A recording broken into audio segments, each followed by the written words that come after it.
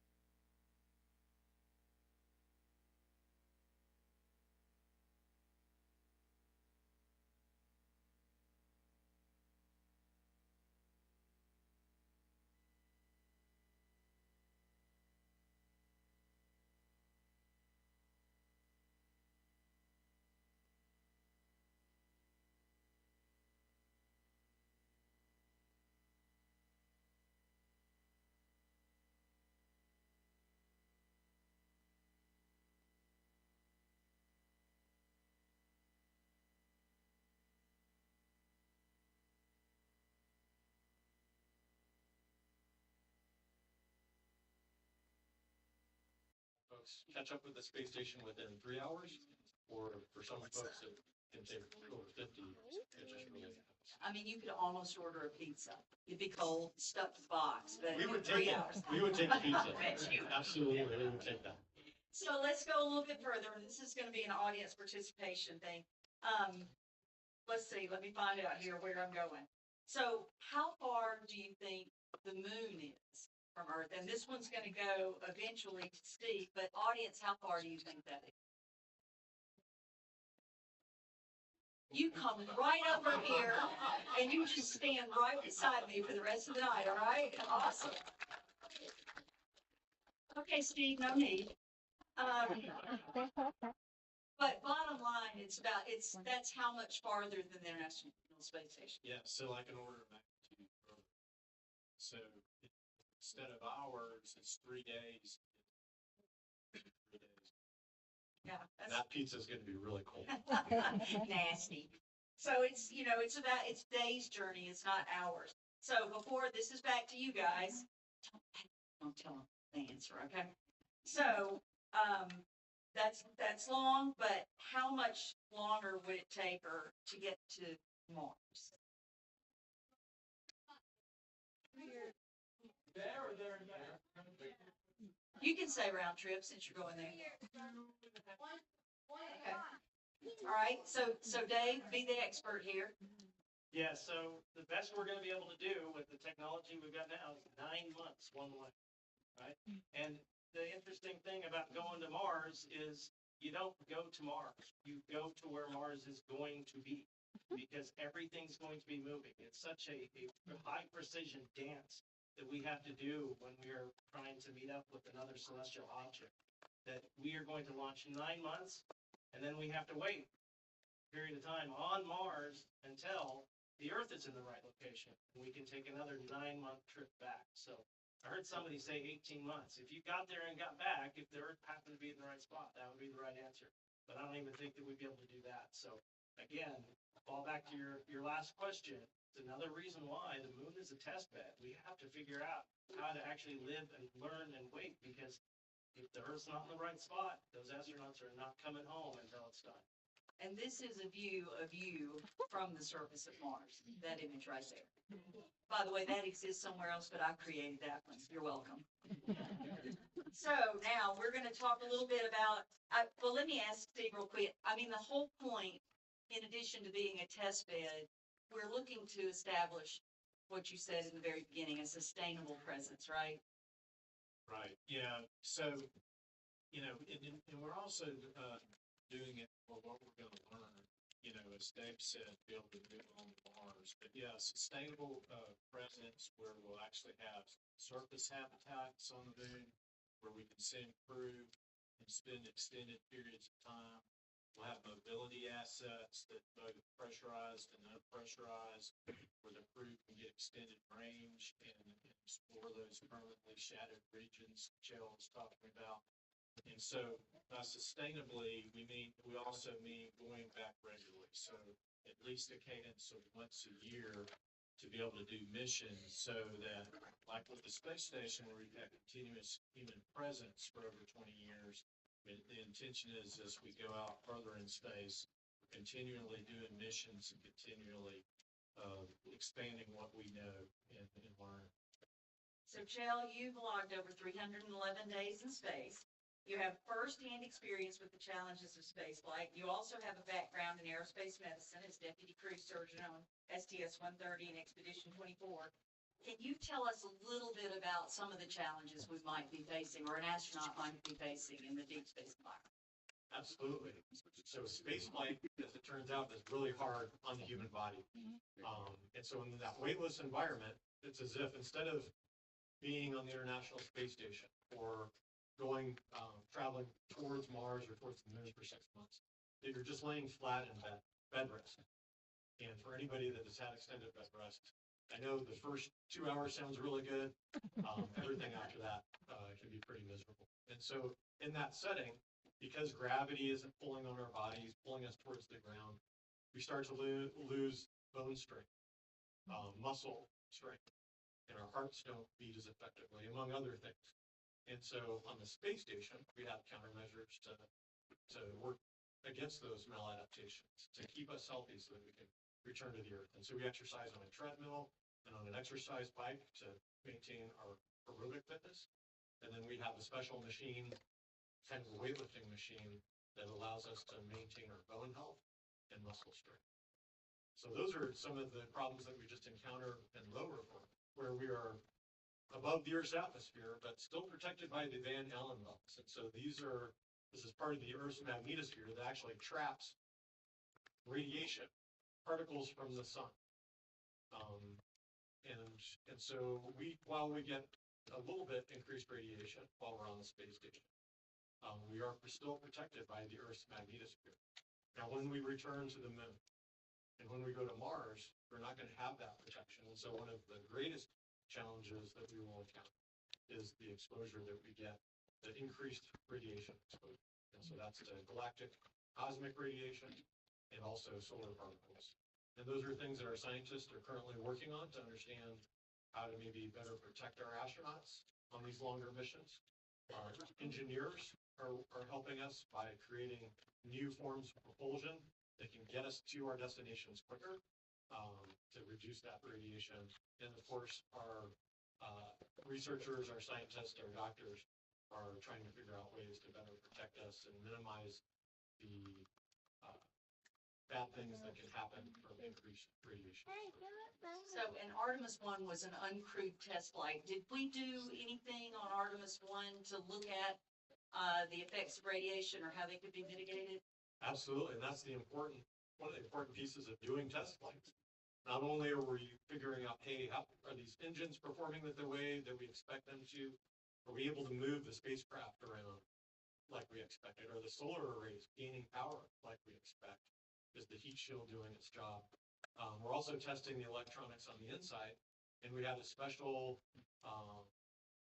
kind of a mannequin that had a bunch of sensors on it, I think thousands of sensors, to understand the radiation environment, to better help our scientists predict the kind of radiation that our astronauts are going to encounter. And actually, they were looking at also the difference between the male and female body, because as you know, Apollo astronauts were all male. So one of the experiments we did was, you can look up, Google Helga and Zohar, and they were each equipped with 5,600 passive, or not each, together they were equipped with 5,600 passive sensors and 34 active detectors to test out that. They also looked at ways, how can we, can Orion, the spacecraft, be turned in a certain way that would allow us to minimize that? So all of that was looked at. And Artemis is historic, and it will change again how we see our Earth. But that involves hundreds of individual teams facing unique challenges, technical challenges, and all those teams must communicate effectively and in order to ensure mission success, integrate key spacecraft systems, and to ensure the safety of the crew. Now, that's quite the job. Well, it's not mine, but it is kind of one of Steve's jobs. So Steve, talk to us just a little bit about what goes into planning this and planning a mission like this and the different systems. Yeah, so like I said, Artemis is made up of these 6 different programs, and they're each developing their particular piece of hardware, but to actually pull off a mission, we have to do the end-to-end system engineering and mission design to be able to get them all to work together. It's also, honestly, just the human part of it, of getting different teams from different locations and different centers of NASA to work together, to communicate, to have the same goal. But what I've found is, since I've been with Artemis since the inception, what really brings us together and crystallizes people is when we go fly. There's nothing like having a mission that is close, that we're getting ready to fly, to be able to inspire, Marcia talked about us inspiring the public and young students. It inspires us when we're getting close to those missions. And so with Artemis 2 coming up and having our crew that we're going to actually fly, it's even another level of that communication and that teamwork to make it happen. Absolutely. And so for Artemis 2, priority one is this crew. Now that guy in the middle that you don't know who he is, that is our collective boss. That's Amit Kshatriya. He's the Moon to Mars program manager. And with him is the Artemis 2 crew to include prime crew as well as backup. And he has said a number of times, this is priority one. It's one thing to build a rocket that is going to be uncrewed. It's a whole other thing to build one that's going to have 4 souls on it. And oh, by the way, we know them, right? We know these guys. So it's a whole different animal to do this.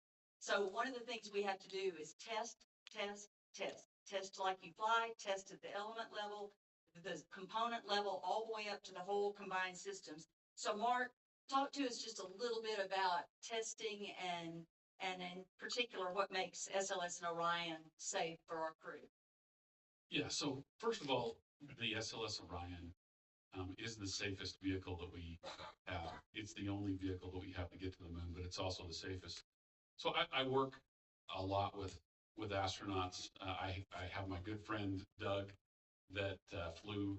He's a veteran of a couple of missions, and the astronaut. Wait, hang on, Mark. I'm going to interrupt your flow. So down here on the front row, you hadn't noticed the blue jacket. That is Doug Hurley, who is the Congressional Space Medal of Honor. The second test of that, he flew shuttle, so he's with us. We hadn't introduced him because he's a Marine Corps pilot, but other than that, he's an awesome guy. So I'm sorry, Mark, continue. That's okay. I always name drop because I tell all my other friends that he's my best friend. But no, having people like Doug and Joe come back safely, and Reed and Victor and Christina and Jeremy come back is important. And we built a vehicle, we're building a vehicle that is designed to get them back safely. And if something happens on ascent, right here in Utah, we also build the launch abort system motors that will pull them away from a stack that is not performing the way that we expect it to perform. That's not a capability that we had during the shuttle program, but the Artemis program and specifically SLS and Orion have that capability to make sure that our friends and coworkers are safe. Excellent. We've talked about SLS and Orion, but we really haven't kind of shown them to you. And since a whole lot of y'all didn't see the Artemis 1 mission, I'm guessing we might need to do a little bit of explaining. So, and I hope I'm not getting ahead of myself, but Dave, given I work for the Space Launch System rocket program, I might be a little bit biased, but I know you in your official capacity as a genuine, bona fide engineer and propulsion expert are with me on this. Don't say anything yet. We are working on a one-of-a-kind rocket that truly represents an unparalleled national capability, standing 322 feet tall and packing 8.8 million pounds of thrust. The SLS, or the Space Launch System, is a beast of a rocket. It's, as an expert in that field, Dave, can you tell me a little bit more about the SLS, the rocket that's going to get us to the moon? Yeah, you bet. So, when you go to a movie and you sit through the opening credits and you're like, man, these opening credits are never going to end. They just ended. Now we're to the good part. Let's talk about the rocket. All right. We break the rocket up into different components because they all have different jobs. The first thing we'll talk about is the core stage. So the core stage, and this is going to just roll off. The core stage is that big orange. The main purpose of that orange is to hold the cryogenic propellants for the center part for the liquid engines. So there are, like Marcia said before, there's liquid oxygen and liquid hydrogen. That is the primary propellants for the core stage. When we say cryogenic, we mean cold. You think it gets cold here when the lake effect hits in the winter? That's nothing. We're talking about minus 423 degrees for the hydrogen and minus 270 degrees for the oxygen. So the orange that you see is the insulation to keep those things cold as it lifts off. Now at the bottom is this engine right here. This is the RS-25. It's a repurposed space shuttle engine, and its purpose is to get the rocket all the way from the ground all the way into orbit. And so these things fire for about 8.5 minutes and get us from 0 miles an hour up to 17,500 miles an hour when they shut off. You missed the boosters. I didn't miss the boosters, trust me. Up on top of the core stage is this, the ICPS. This is the part of the rocket that will send it to the moon. It uses an RL-10 engine made by Pratt & Whitney, and its purpose is to go from the Earth orbit, from that quarter-inch point above the Earth, all the way to the moon. All right, then we talk about what is the most important part of the rocket as far as I'm concerned, and that is the boosters. So the boosters are these two white solid rocket propellant motors that sit on either side of it. So this rocket has both liquid engines and solid rockets. So if you were to open up one of these rockets, you would see there's actually kind of a rubbery material in it. That rubbery material is our propellant.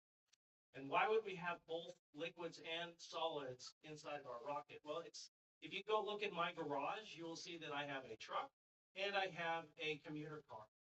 And both of them serve very different purposes. When I use them together, I can get a lot of things done. The truck can tow things, but it gets lousy gas mileage.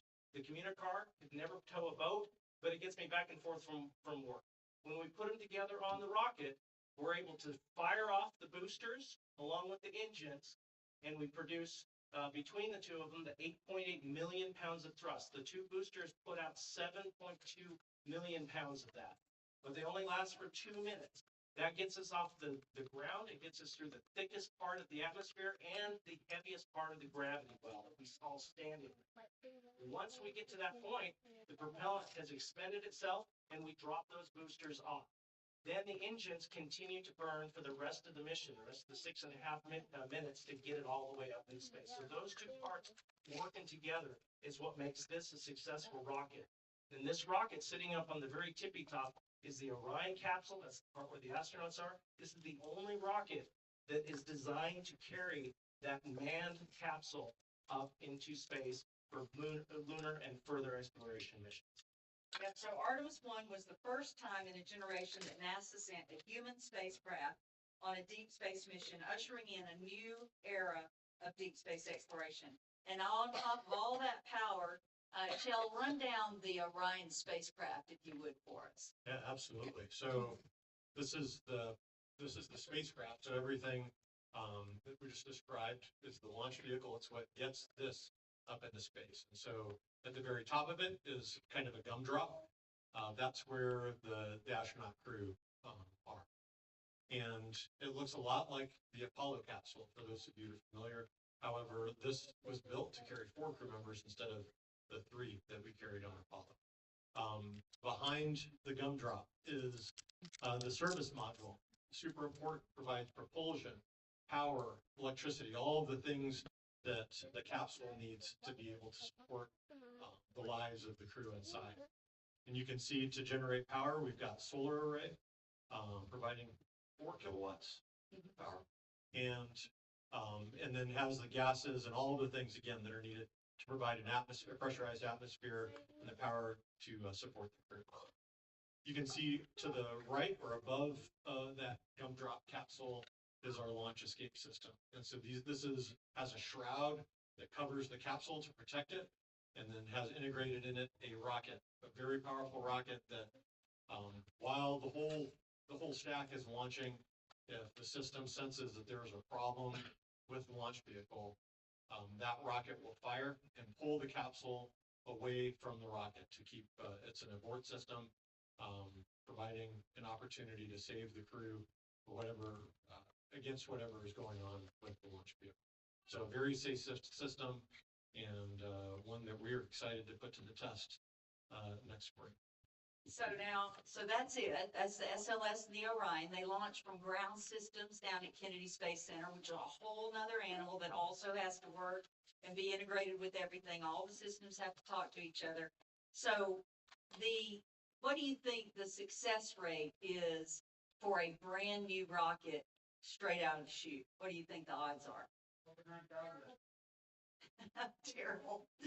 It's about 50-50. So Steve, how did we perform on Artemis 1. Did we do a little better than that? Yeah, we did better than that. You've seen the videos.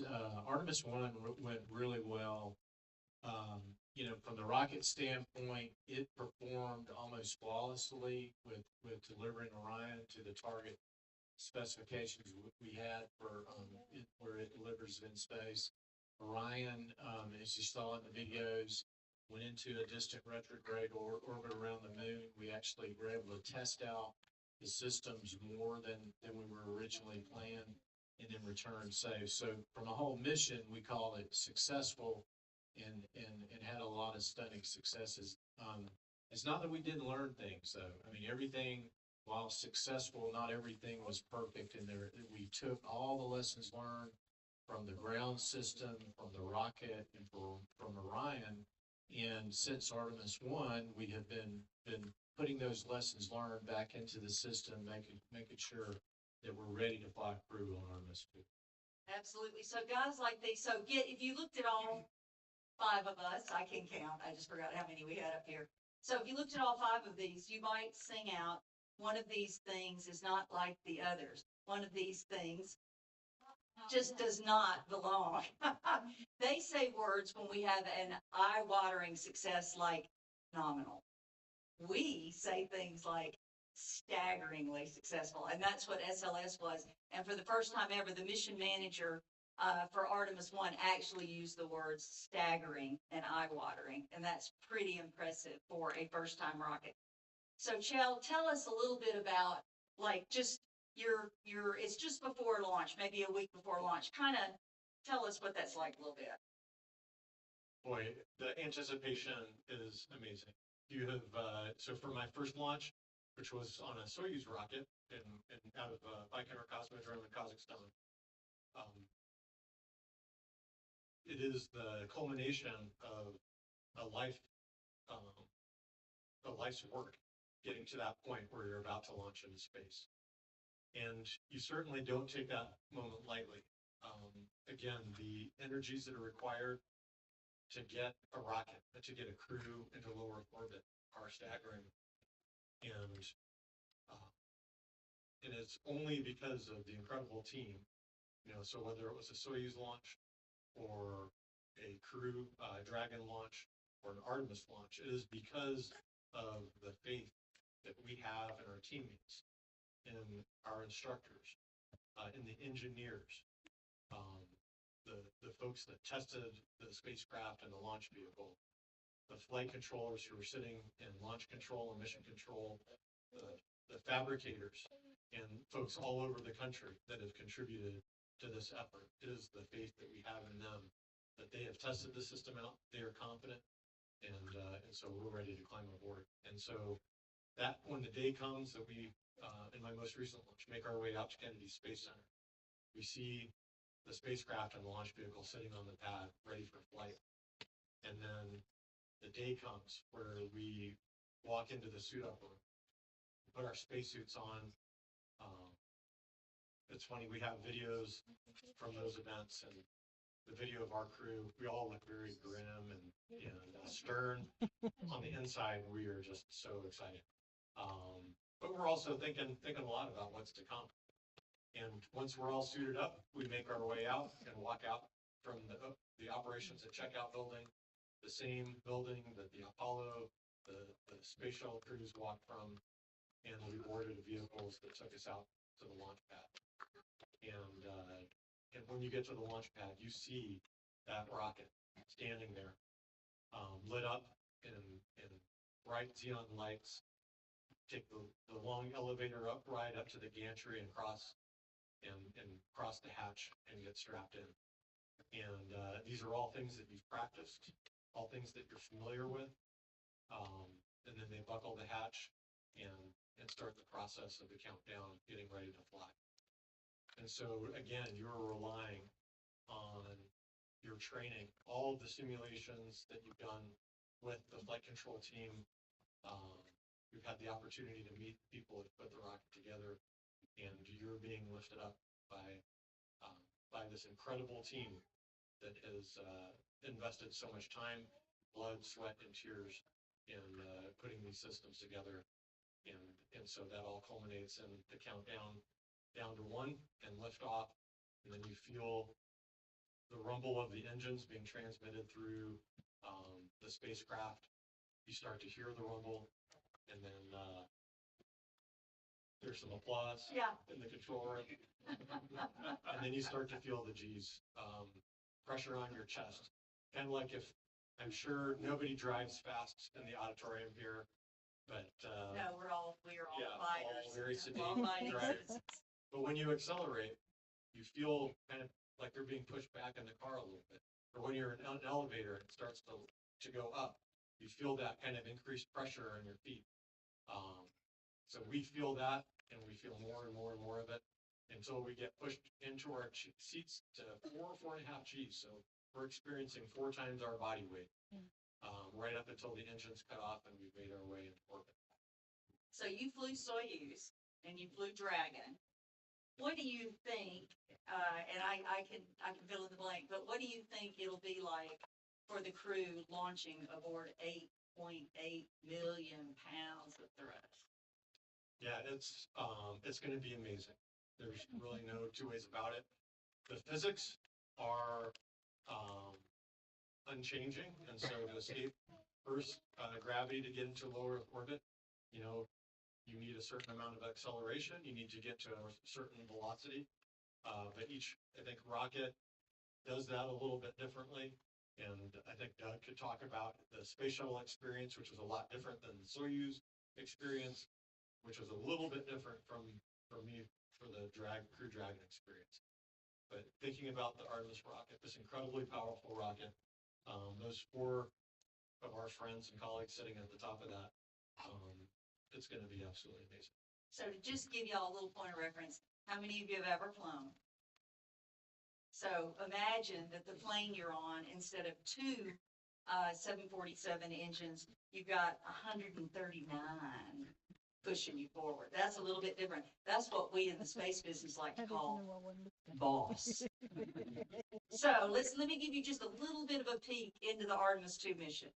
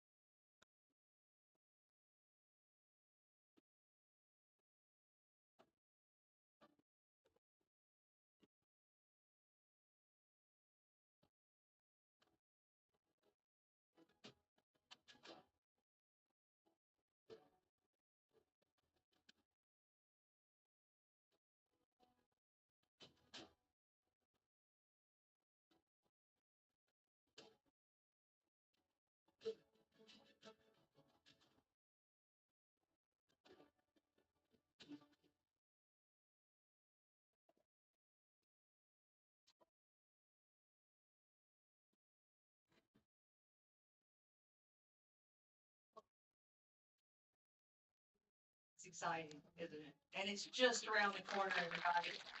So you've heard a little bit about the what, the why, the how, all that stuff.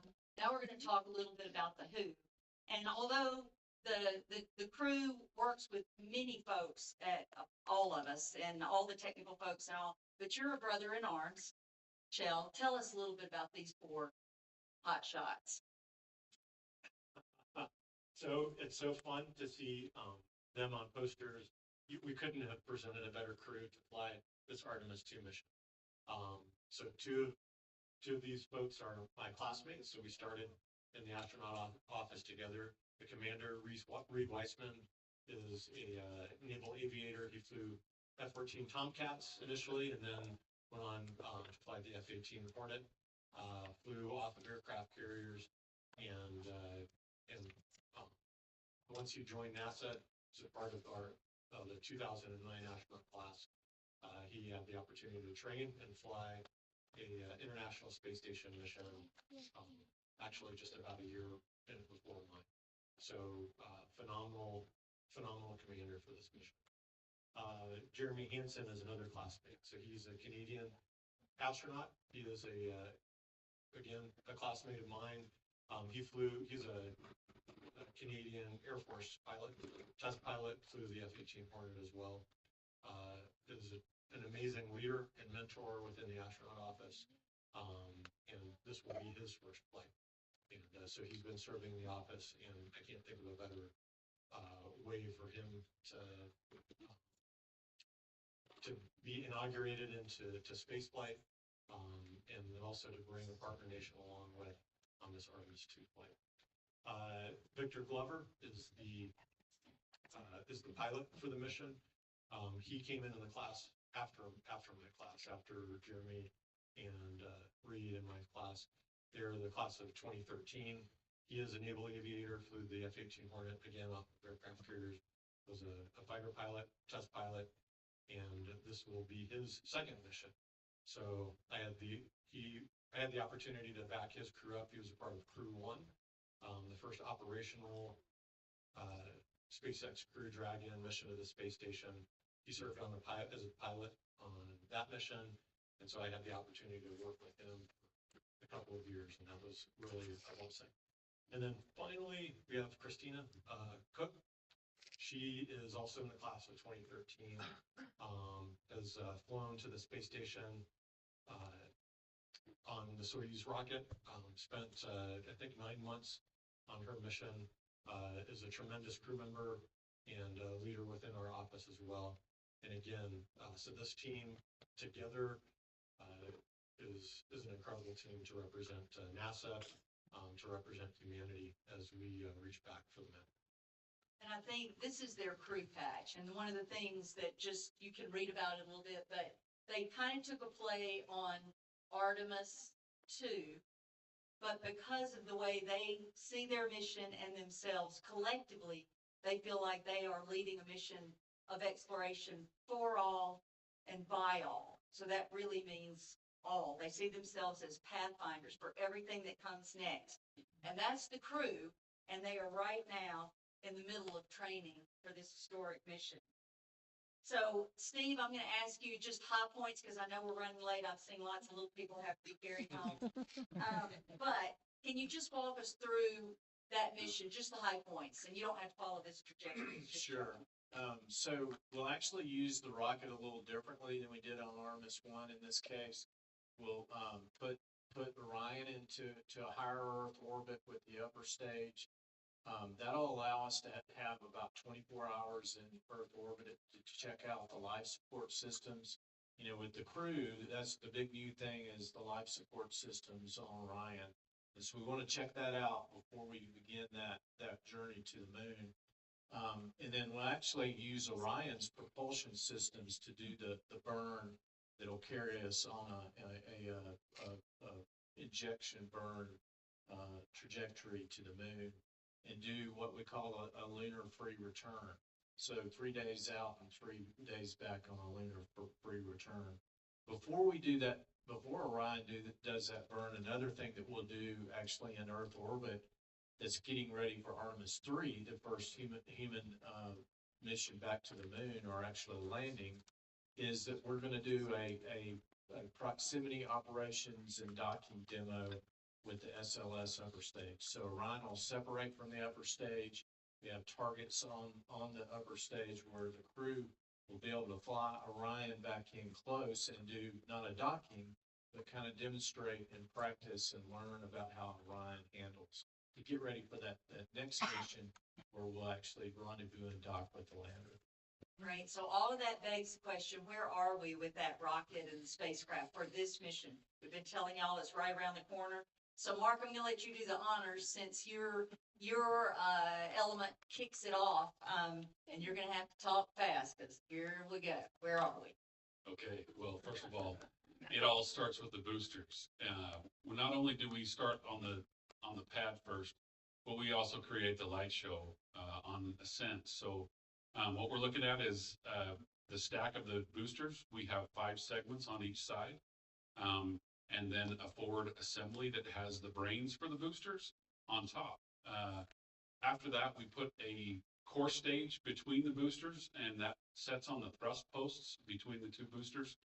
From there, we put the LVSA and ICPS, and then finally top it off with the Orion capsule on top. What's cool is that most of that work is done. We've been stacking the booster since December of this year.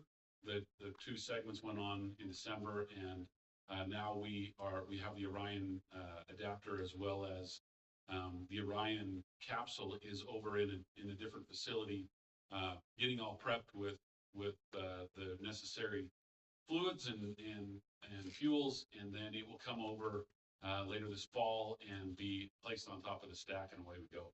Awesome. But wait, there's more. So I'll let you watch the internal cryogenic propulsion stage. That's that in-space stage that for Artemis 1 gave Orion that extra boost. And that's the piece that they'll separate from and do the proximity, prox-ops demonstration for Artemis 2. So building these rockets is not a linear process. We're not doing them one at a time. Even as we're talking and we're getting ready for Artemis 2, we are laser focused on that mission. We're building the spacecraft, the ground systems, and the rocket for Artemis 3, Artemis 2, Artemis 3, and it's all over the country, and it's happening now.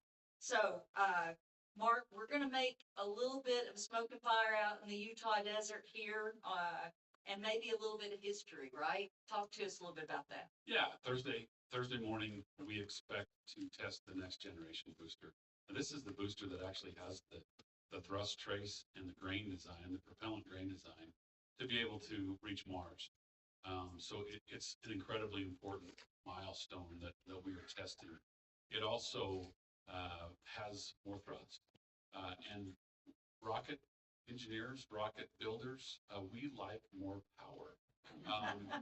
Nobody has ever said, "God, I just really wish we could have less." So this has more thrust.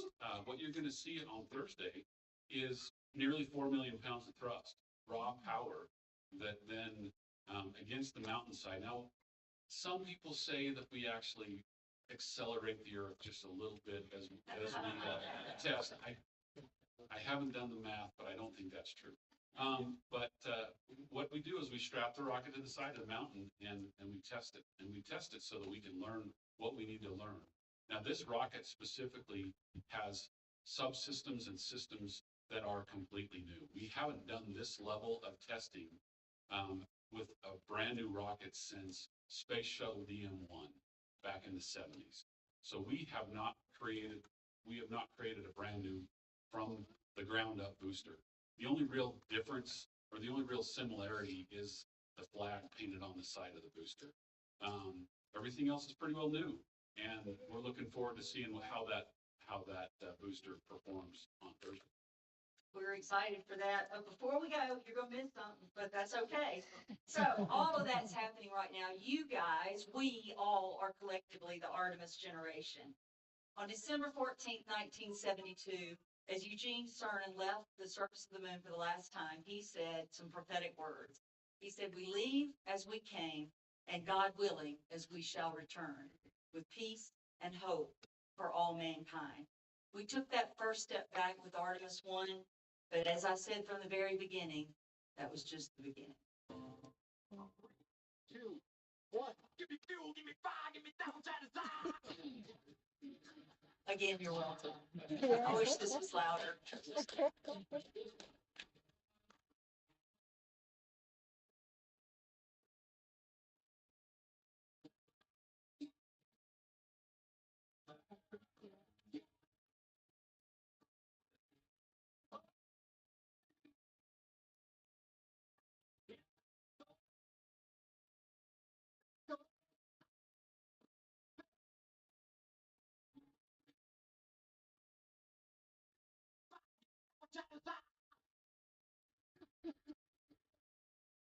Want to see that from here?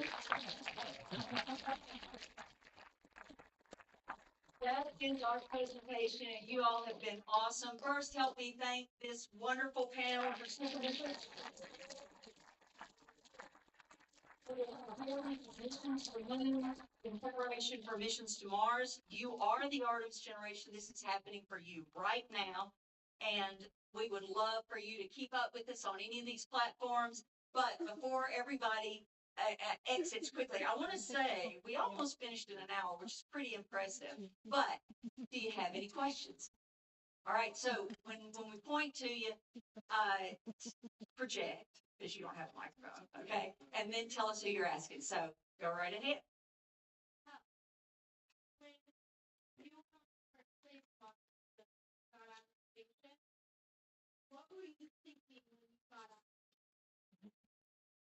All right, so the question is, first spacewalk, just made it outside.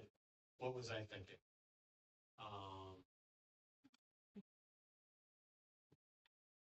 Have to bleep out the. What did I get myself into?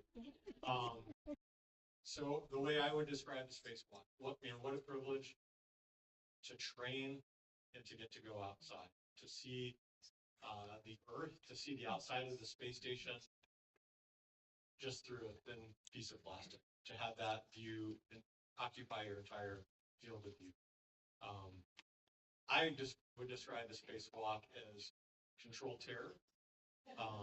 It is absolutely amazing. It is one of the highlights of my spaceflight career, but it is also the hardest thing I've ever done mentally or physically. And so to go outside, to have a program of things that we need to accomplish, to get those things done, and to get inside safely, is a huge success. It is launching, landing, doing spacewalks are the most dangerous things that we do in a mission. And so to do that successfully and to put hundreds of hours of training to work and to get to experience space in that way was really magnificent. Awesome. Any other right here?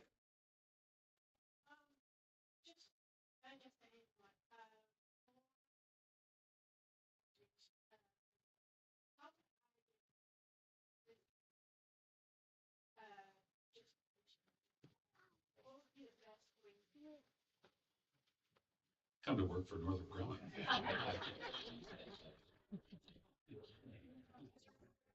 Internship programs, Yes. by the way, with both NASA, but also with our prime contractors, like Northrop Grumman, absolutely. I see somebody's got a mic lifted.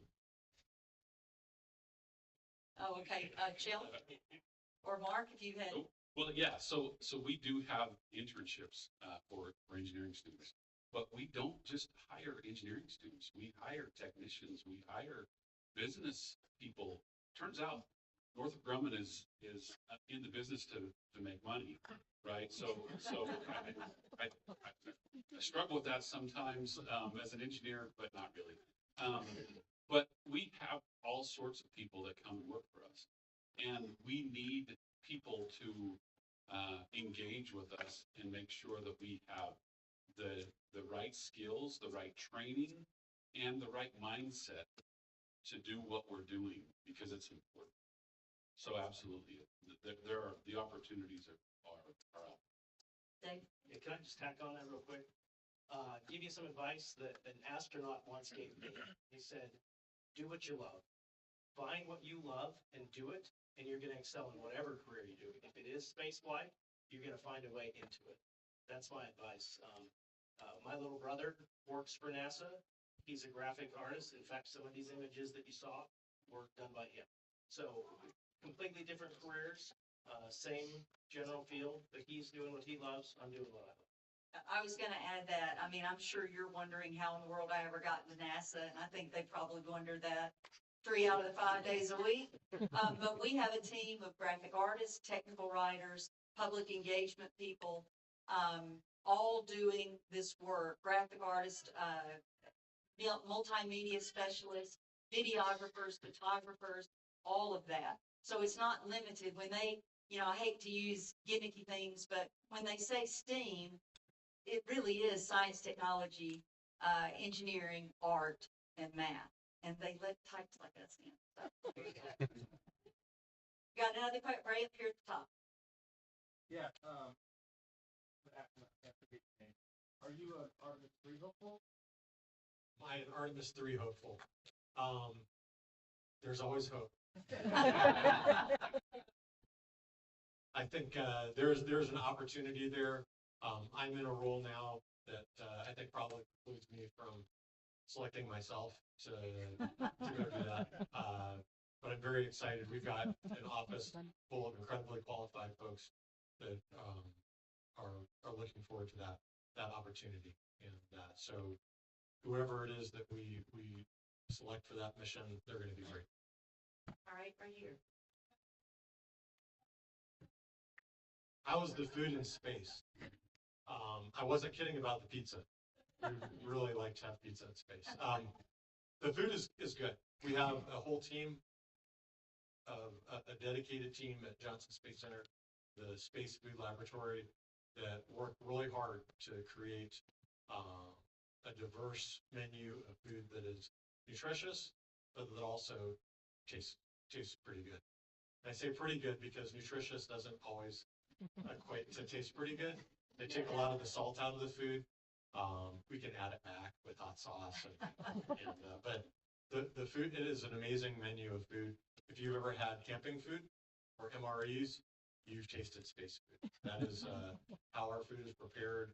Either we don't do any cooking in space. We don't have basic ingredients and put things together. All the food is prepared on the Earth, sealed up, exposed to either radiation or high temperatures to kill off bacteria, or it is put into little plastic bags and dehydrated and then sent up. And so that gives us long shelf life because it could be months, even a year before that food is eaten. And so we either warm it up or inject cold or hot water depending on the food, and then we get to play with our food. It's science. I think we've got time. I see 3 hands. Let's try to answer with short answers if we can, so we can get I think we're happy to stay here a few more minutes, but it's going to be 7:30 and I see 8 o'clock bedtime on some of these faces. So let's start, blue shirt or a black or blue shirt right there. Yeah. So I'm an engineering student and my professor talked to me about some hard challenges that they're having to deal with at his firm. They had to fire a bunch of people. And so what are hard managerial and engineering decisions you've had to make through the course of this project or other projects you've been through? They're all looking at the guy from headquarters. So I think, there are cyclical kind of things where we have different projects that, go away. That's happened to me, but what I'd say is I still think this is a great industry to be in if you're thinking about doing it. There's different opportunities that come around. Sometimes when you're part of a program or a project that is canceled, sometimes what comes after that for you or for your organization might actually be better. But those are tough. Those are tough to go through, and you learn a lot about yourself. But that's part of life, right? We learn a lot sometimes from things that are tough than all the successes and things we're excited about too. Over here, I hadn't called from over here yet. Yes, sir. Yes, NASA shirt, and then the guy behind you. I was going to ask, their public viewing for the rocket test. Yes. Yeah. So the public viewing area, it's on Highway 83 out near Promontory. It's about a couple of miles from the plant. You'll see the people. The public viewing area opens at 8 a.m. It's on the right side of the highway as you head out on Highway 83. And we do expect a pretty good crowd. So I'd recommend you get there between probably 8 and 9, and then enjoy. We're going to have a couple of food trucks. We're going to have a little bit of a party out there waiting for the test time at 11. Now, water and comfy shoes. Gentleman in the blue shirt back there. Yes. So one thing that I found was that radiation exposure. And I'm curious if you know, like, how much would someone in the Apollo mission, like, how much radiation would they expose for someone who cannot see the sun? I guess that comes to me. You're the doctor. I don't have a good reference point, like the number of chest X-rays or the number of CAT scans that would equate to. The radiation is also different, and so our understanding of solar particle radiation is pretty good. Our understanding of how galactic cosmic radiation affects the body is not as good, because the Apollo astronauts are the only ones that have been exposed to it. We don't have a really good way of recreating it here on the Earth. And that galactic cosmic radiation tends to be much heavier particles with a lot more energy. And so we're going to be learning a little bit as we go and trying to figure out how we can best protect our astronauts. So solar particle still remain a significant concern. A solar event could represent a significant concern. And so that's why radiation remains high on our list of things that we need to continue to research, figure out how we can protect our crews from. All right, guys, okay, one more question, gentleman right here. Well, actually, the younger gentleman beside you. He trumps you, sorry.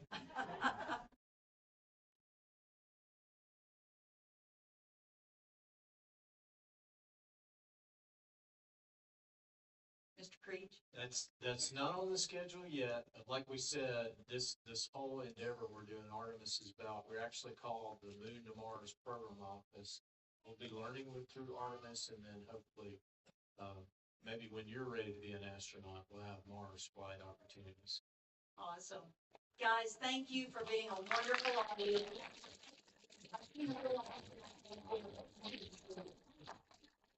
So thank y'all very much. We do encourage you to follow us. And by the way, there's swag out on the tables out here. So if you want a little swag, go pick you up some before you leave. Thank y'all very much.